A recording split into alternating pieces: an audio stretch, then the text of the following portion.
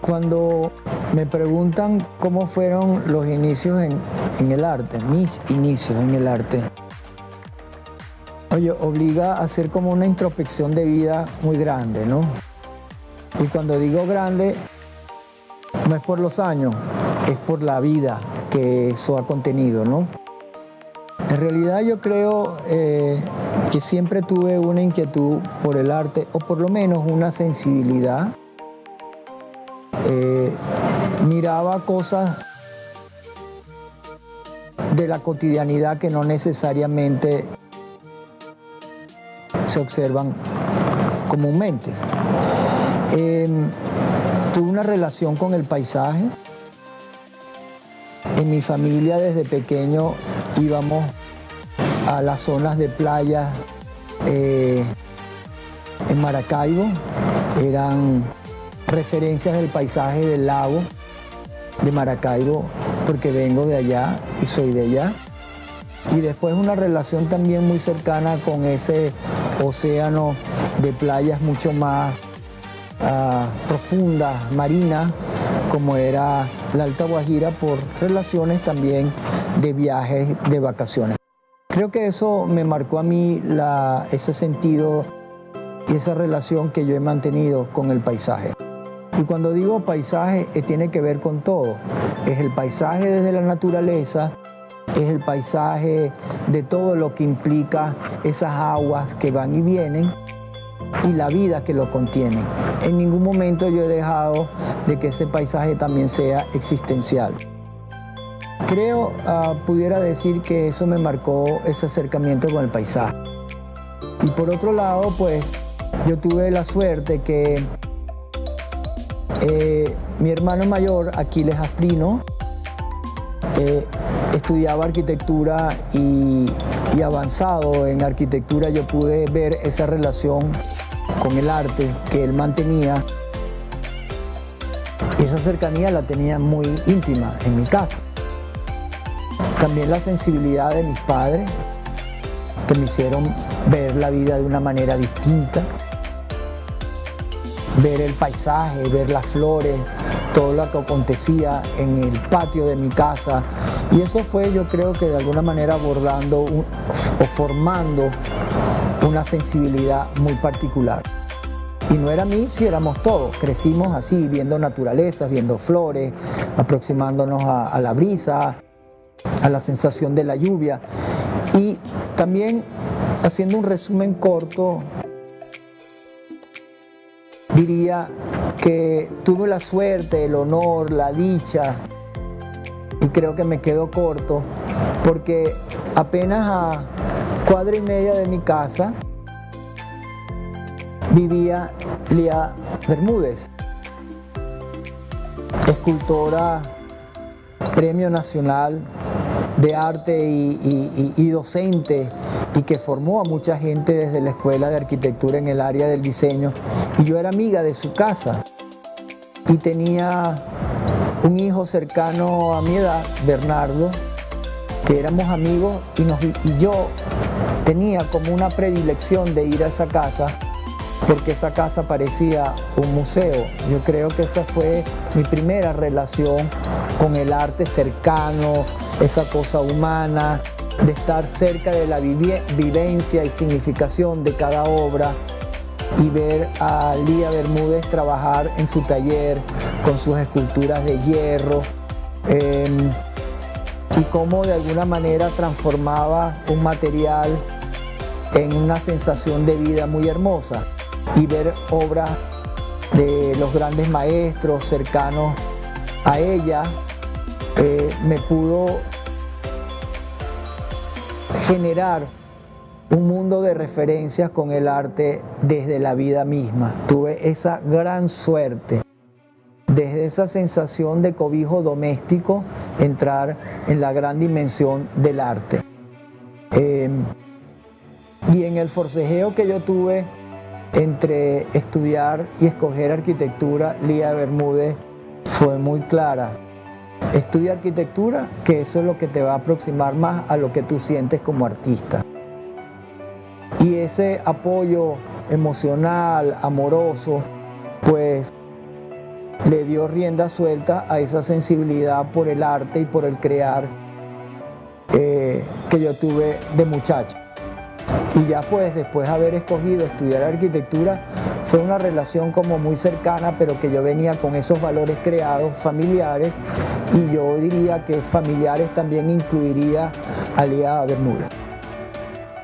Y obviamente después me vine a Caracas a terminar mi carrera, y pues la Facultad de Arquitectura y Urbanismo de la UCB, de la Universidad Central, próxima a toda esa maravilla diseñada por Carlos Raúl Villanueva, y yo, para mí esa fue mi escuela, mi acercamiento ya en procesos de madurez, y sobre todo de enaltecer eso que yo veía y que yo sentía.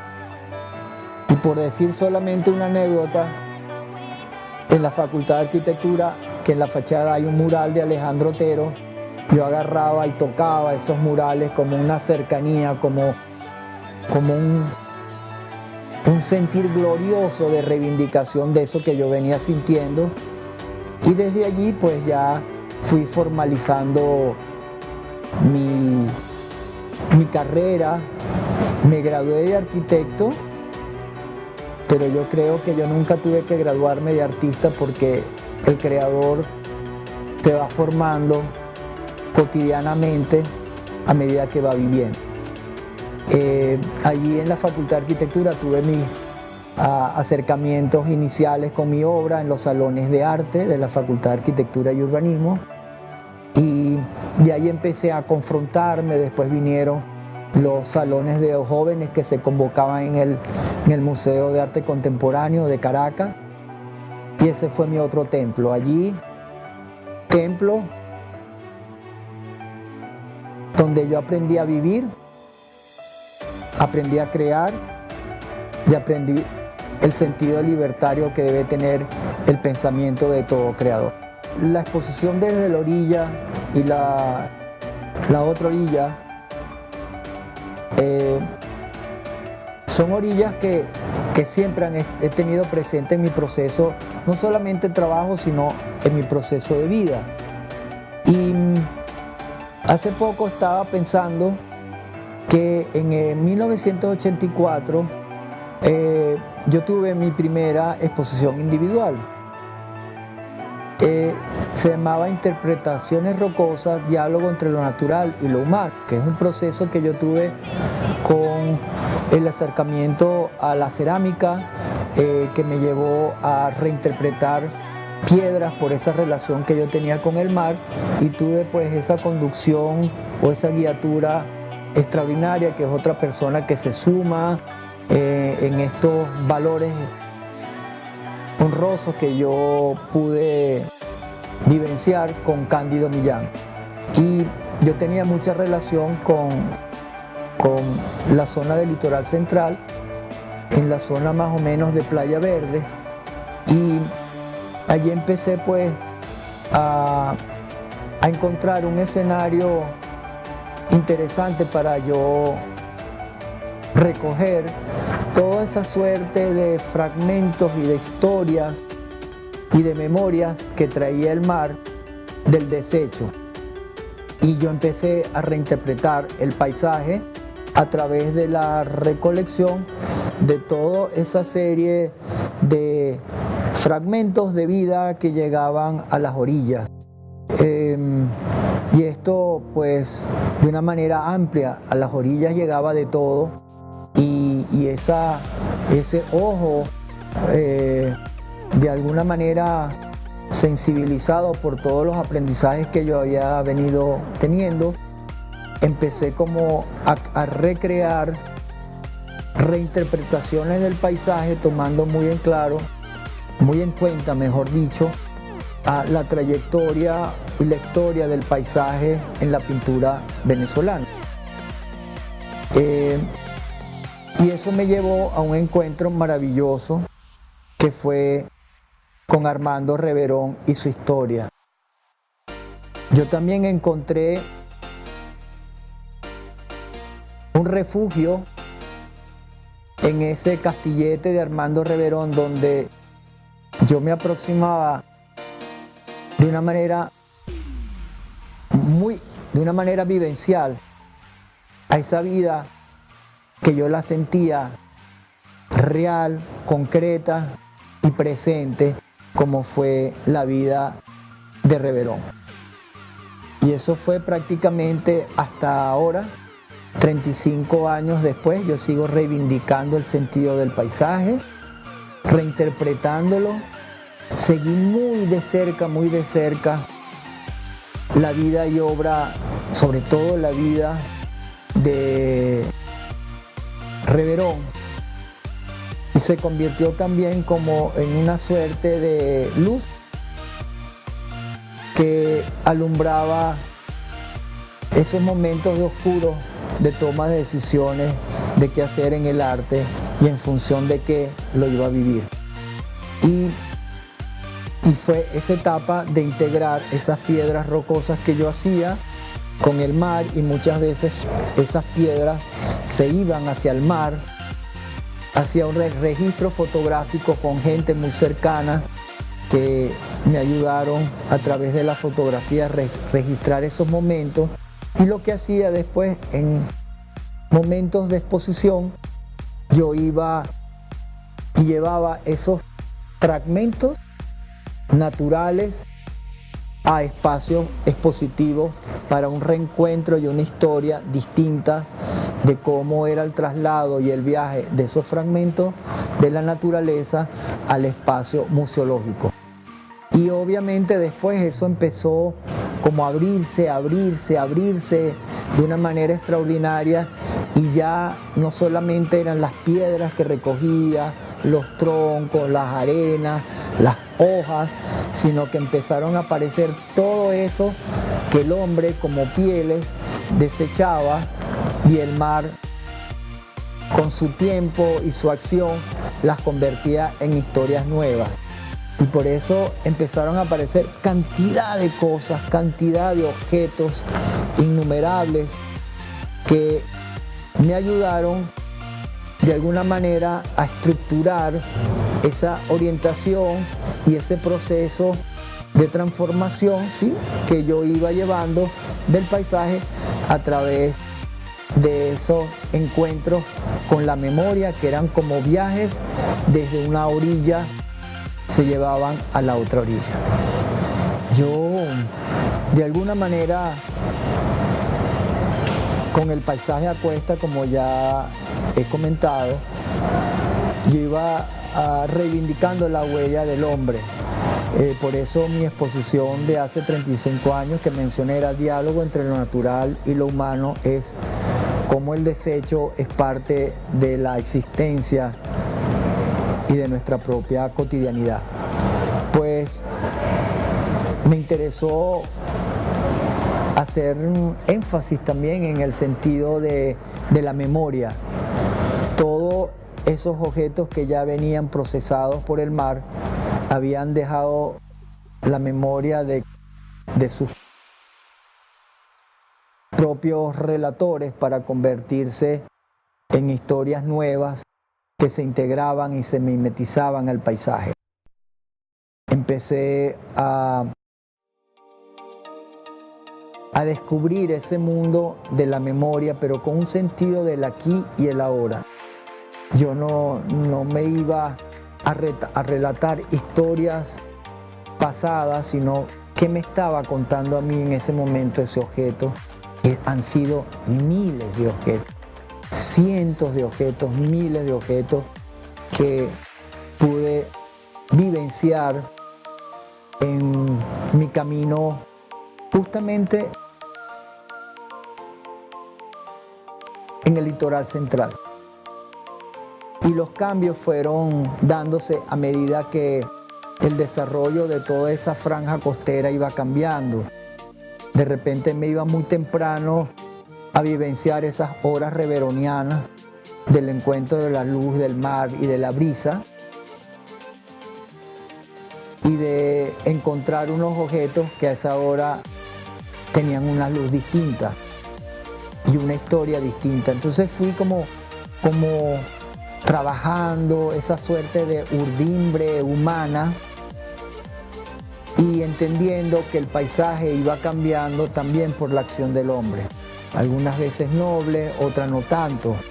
Y el desecho pues lo empecé a convertir en historias nuevas. Habían muchas muñecas, habían zapatos, habían objetos utilitarios, tantas cosas que de alguna manera reflejaban una vida nueva, con toda la rudeza con la que yo me podía enfrentar.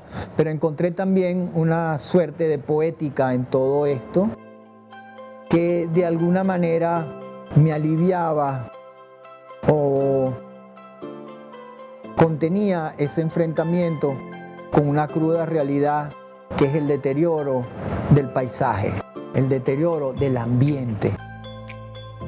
Y quise pues contar esas historias y cada una representaba algo distinto, ya no una persona, era una realidad existencial. Y era una recolección, diría, casi ritual, casi, diría yo, por no decirlo, espiritual. Era una conexión muy especial con esa energía del paisaje, con esa presencia reveroniana que yo encontraba, con ese sol de amanecer o esa tarde, ese sol que se ocultaba. Fue bien interesante porque también hubo una sumatoria humana. A medida que yo me iba identificando, se iba incorporando gente cercana, gente de las orillas, y por eso el factor humano siempre estuvo presente en cada objeto recogido. No quise hablar de esa acción de deterioro del hombre, sino una reconstrucción de lo que era una memoria que podía no solamente hablar por mí, sino hablar por una realidad sensible del otro. En estas orillas que me motivaron a mí están representadas muchas orillas. Y después de la inauguración de la exposición he encontrado que esas orillas se han ampliado y se han involucrado con las orillas de una realidad de país que amerita de alguna manera acercarse. Es la orilla de uno y es la orilla del otro. Pero en todo caso, hay una primera orilla que fue mi relación con el mar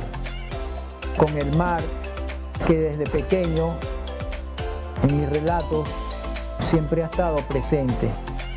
Es la orilla de ese litoral central que a través de ella yo fui creciendo, no solamente como artista, sino también como persona.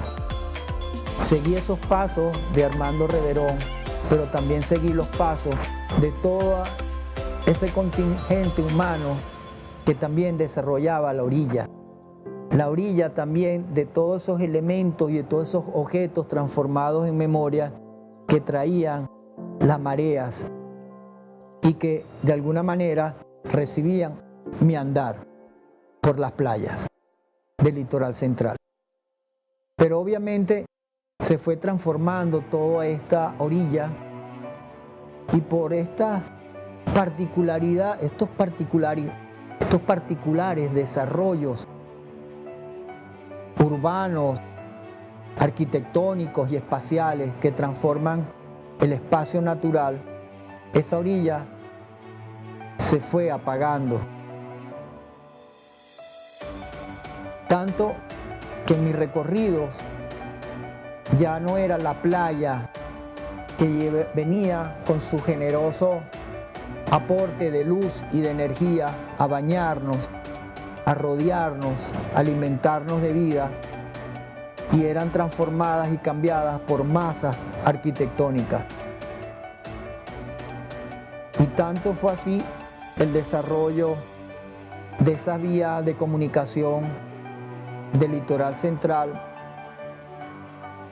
que de alguna manera trazó una nueva vía de comunicación y le restó empuje y presencia vital a la orilla para convertirse en muro de contención.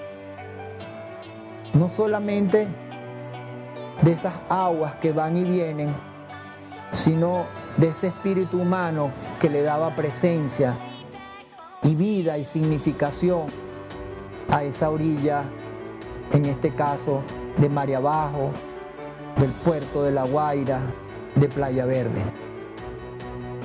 Y me fui de esa orilla, buscando otras orillas. Y me anclé en la cotidianidad de mi vida en el área metropolitana de Caracas, donde esa orilla empezó a alimentarme también la parte creativa, pero ya no ajena a una realidad. Ya esa orilla también era una orilla muy cruda de la recolección, de la necesidad de muchos venezolanos que han ido a la calle a buscar sustento, a buscar y reciclar algo para alimentar su vida cotidiana. Y de alguna manera esa orilla nueva habla de eso, también del que se fue y bota sus cosas y las pone en una orilla donde otro transita. En ese transitar de esa diáspora que nos ha tocado también internamente de fluir de un sitio a otro buscando necesidades, yo también viajé por esa orilla buscando la reivindicación de la memoria de un país que necesita sostenerse y que la orilla de uno, necesidades profundas y complejas, necesitan sensibilizarse con la orilla del otro. Que esas orillas conduzcan a un sentido de país que todos nos merecemos y que las orillas se acerquen, que las orillas se abracen en un diálogo profundo y un sentido de pertenencia de país. Creo que de alguna manera, pues desde el inicio de este acercamiento, de conversar, siempre ha estado el paisaje presente, ha estado ese paisaje existencial, ese acercamiento emocional y la memoria como vínculo. Pues yo creo que todo se ha hecho como una suerte como de cuerpo vivencial. El paisaje tiene que ver con el sentido de la memoria. Pero como yo había dicho, no es una memoria que se reconstruye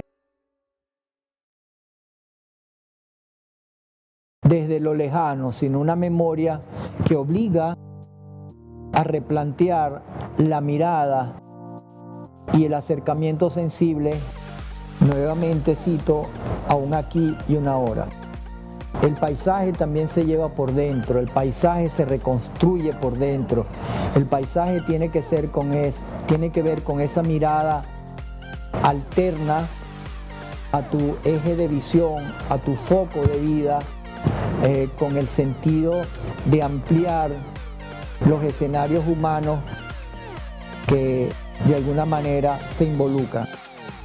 Algunos escogidos, otros por referencia natural. Bueno, si tuviera que escoger un mensaje, el que se me ocurre en este momento es que no dejen en ningún momento, ni por ninguna circunstancia, el valor humano como acto creativo. Que apuesten al arte como una inversión de vida.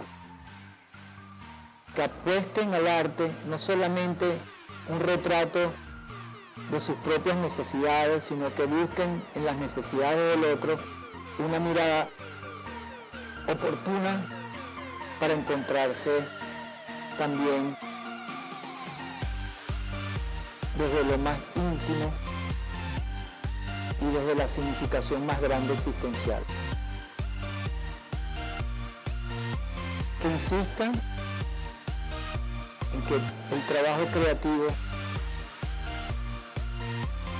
nunca dejen de pensarlo como un proyecto de vida. El Centro Cultural de UCAP, como lo llamamos, para mí representa ese país que todos queremos, en todos los sentidos, desde lo humano, desde lo académico y sobre todo el reflejo de vida que se observa en cada uno de sus integrantes. Venir al Centro Cultural, para mí, se convierte en un acercamiento a esa Venezuela posible que todos nos merecemos. Esa es una orilla que hay que valorar y reivindicar en una reconstrucción de país que necesita de todos estos muchachos que vienen a buscar sus sueños de vida. Y que el compromiso de todos nosotros es que esa vida se siembre cubriendo las expectativas que ellos tienen y sobre todo esas expectativas del país que también se han puesto en todos nosotros. Y aprovecharía este momento para hacer una cuñita a mi exposición. Siempre he dicho que toda manifestación artística y todo ese espacio expositivo que recrea la obra no tiene sentido si no está el espectador. Esa mirada del otro que reivindica ese retrato íntimo que se hace uno, pero que en el fondo también es retrato del otro. Vengan a esa orilla, vengan a las otras orillas que también se dan cercanas y viajan en el espacio cultural que aquí se ha dado, que después de todo un espacio alternativo que recrea la cultura y la historia de un país. Y yo me atrevería a sacar una chuletita que siempre tengo para citar una frase que a mí, y la llevo muy presente, de un maestro de la fotografía norteamericana, Vin Bullock, fallecido en 1975, que dice: el impulso de crear, de fotografiar, viene en parte del deseo profundo de vivir con más integridad, vivir en paz con el mundo y posiblemente ayudar a otros a hacer lo mismo. Muchas gracias.